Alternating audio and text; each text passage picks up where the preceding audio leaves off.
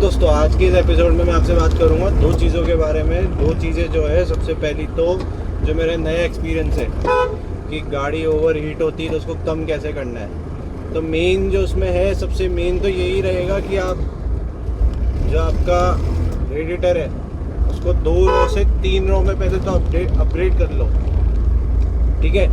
दूसरी बात जो मैंने पर्सनली फील करा, मैं क्या है, थोड़ा कूलेंट और वाटर का जो रेशो होता है जब कूलेंट डालते हैं तो मैं कूलेंट थोड़ा इग्नोर कर देता था। मतलब इग्नोर करने से क्या मतलब, थोड़ा लापरवाही करता था और मैं डालता था कम कूलेंट। रेशो जो होता है उनका कम रखता था। तो रिसेंटली अभी मेरे साथ क्या हुआ, मैं तो यहाँ पे था नहीं, आउट ऑफ स्टेशन था, आउट ऑफ स्टेट था। बल्कि मेरे फादर थे, तो फादर ने क्या है, वो भी हैवी ड्राइवर है बहुत। तो बहुत रेनी सीजन था, कोटा में काफ़ी फ्लड आई थी। 1-2 दिन थोड़ा एरियाज में पानी बहुत हो गया था। तो उसमें क्या हुआ, गाड़ी हो गई पानी में पूरी, चल गई थी नीचे। तो कुछ होगा ऑब्स्टिकल, वुडन स्टिक होगी, पेड़ की टहनी हो गई, या रोड हो गई, सरिये जो निकले रहते रोड हो गए, आई डोंट नो। कुछ ऐसी चीज़ थी जिसने जो इंजन का फ़ैन होता है उसका बैलेंस बिगाड़ दिया, और वो फ़ैन की एक ब्लेड जो थी मेरे रेडिएटर पे जाके लग गई। तो उससे क्या हुआ, मेरे रेडिएटर की एक जो रॉ होती है वो पंचर हो गई। तो उसके बाद मैंने रिपेयर कराया, फिर मैंने इक्वल रेशो रखा। इक्वल रेशो से मीन्स मेरा कि 2 अगर कूलेंट 1 है तो वाटर भी 1 ही है। तो वो करने के बाद मैंने टेस्टिंग करी भी देसी, अभी गर्मी अच्छी पड़ रही काफ़ी, तो मेरी कार ओवर हीट नहीं हो रही। लिटरली मेरी कार ओवर हीट नहीं हो रही। हार्श एक्सीलरेशन में भी पहले के कंपैरिजन में आपको बताऊं 35% रिड्यूस है टेम्परेचर 35% तक नीचे रहा है। मतलब जितनी जल्दी पहले पहुंच जाती थी अब उतनी जल्दी नहीं पहुंची, ठीक है। दूसरी चीज़ ये है कि लास्ट मंथ की बात है, ऑलमोस्ट 1 मंथ हो गया उस बात को। काफ़ी रेनिंग हो रही थी रात में, मैं हाईवे पे रात में चल रहे थे हम, बहुत भयंकर रेन थी कि देखना भी मुश्किल था। एक ऑब्स्टिकल आया। ऑब्स्टिकल क्या मतलब, राजस्थान में तो क्या है, जो विलेजेस है उन एरिया में क्या होता है, मनचाहे स्पीड ब्रेकर बना दी थी पब्लिक, जो कि क्या है अप्रूव नहीं होते, गवर्नमेंट अप्रूव, बट लोकल जो वहाँ के पर्सन होते हैं वही जोड़ जुगाड़ करके बना लेते हैं। अब बना के वो क्या करते हैं, कहीं या तो तोड़ देते हैं उनको, या उनको पूरा ढंग से नहीं बनाते, या छोड़ देते हैं। तो रिसेंटली लास्ट मंथ की बात है, ऑलमोस्ट आज फिक्स 1 मंथ हुआ इस घटना को। मैं रात में आ रहा था, बहुत हैवी रेनिंग थी, जस्ट ब्रिज से उतरती एक पानी भरा हुआ था रोड पर, तो ब्रेकर की हाइट का भी अंदाज़ा नहीं था। जब कार कूदी उस पर एक तरफ से, तो 1-1.5 फुट आगे से कार हवा में थी। मैं गारंटी से कहता हूँ कि मेरे को रोड इतना नीचे नज़र आ रहा था कुछ पल के लिए, और कार एकदम से दम देने से नीचे आई आगे से। तो इससे मेरे को ये सबक मिला, क्योंकि मैं तो सस्पेंशन का वर्क मेरा कंप्लीट रखता हूँ। देखो, मैं कॉम्प्रोमाइज़ नहीं करता सस्पेंशन के पार्ट्स में, क्योंकि मेरे को पता है ब्रेकिंग और सस्पेंशन आपको अप टू डेट रखना चाहिए। अगर आपने इसमें कमज़ोरी कर दी तो आपको काफ़ी भारी नुकसान झेलना पड़ सकता है। तो मैंने यही करा था।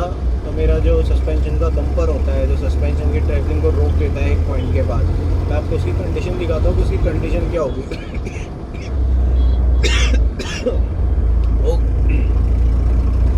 काफ़ी ख़राब हो चुका, काफ़ी ज़्यादा।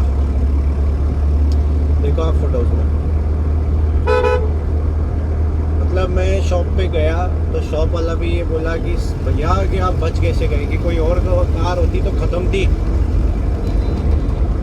तो उससे मैं आपको एक टिप दूंगा, उससे मतलब जो घटना हुई मेरे साथ, उससे सीख के कि सस्पेंशन के अगर पार्ट्स में रस्ट है आपके, ठीक है, ध्यान से सुनना, सस्पेंशन के पार्ट्स अगर उनमें रस्ट है, जैसे बैलेंस रोड का जो माउंट होता है आगे वाला, वो चेजी में होता है, अगर उसमें रस्ट है या वो थोड़ा सा क्लोराइज हो रहा है हल्का सा भी, आप उसको प्लीज़ रिबिल्ड कराओ या रिपेयर कराओ, जो भी आपको कराना है। दूसरी बात, बुशिंग अप टू डेट रखो।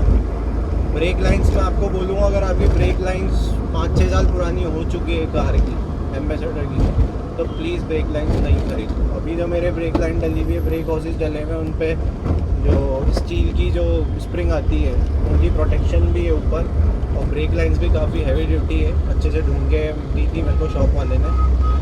तो ब्रेक लाइंस जो ब्रेक हॉर्स होते हैं आगे के रबड़ वगैरह हॉर्स की बात कर रहा हूँ मैं, आप उनको प्लीज़ प्लीज़ प्लीज़ उनको भी ध्यान दो, क्योंकि जब मेरे साथ एक्सीडेंट हुआ, मेरी कार कूदी थी, तो मैंने सबसे पहले स्टीयरिंग का तो अलाइनमेंट आउट हो ही गया था, मतलब व्हील का अलाइनमेंट तो आउट हो गया था, स्टीयरिंग कुछ पॉइंट मतलब मैं बोलूँ कुछ डिग्री के लिए टेढ़ा हो गया था, मतलब मेरे को स्टीयरिंग बिल्कुल सेंटर में नहीं था, ऑफ सेंटर में करने के बाद कार सीधी चल रही थी, तो वो मेरे लिए कोई इशू नहीं था।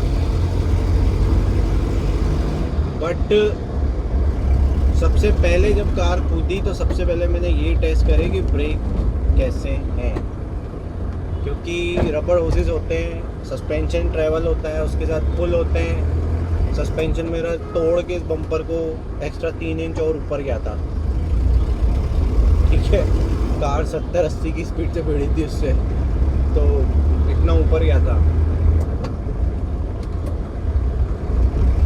तो भाई मैंने चेक कर लिया था सस्पेंशन को, ब्रेक्स को, उतरा नहीं था मैं कार से, क्योंकि रात बहुत थी, बारिश बहुत हो रही थी, तो उतर भी नहीं सकते थे। तो रस्टिंग और बुशिंग ये 2 पार्ट रखते हैं। रेडिएटर में आप लोगों का काफ़ी सारे क्वेश्चंस आते हैं कि हमने क्लीनिंग कर ली रेडिएटर की, कूलेंट है बराबर, फिर भी कार गर्म हो रही है, ओवर हीट हो रही है, तो ब्रदर उसका एक ही इलाज है कि आप एक तो आपका जो एक्सीलेटर पेडल है उसको सॉफ्ट रखिए, और आपके एक्सीलेटर की एपिसोड में एक ट्यूनिंग होती है, मैं आपको बताऊँ कि इंजन कितना जल्दी लोड पे आ रहा है, मतलब कितना क्विकली रेव अप हो रहा है। तो मेरी जो पहले डीजल पंप का काम होने के बाद मेरा बहुत स्लो हो गया था इंजन, तो मेरे को पेडल ज़्यादा हिट करना पड़ता था, क्योंकि इंजन रेव जल्दी नहीं हो पाता था।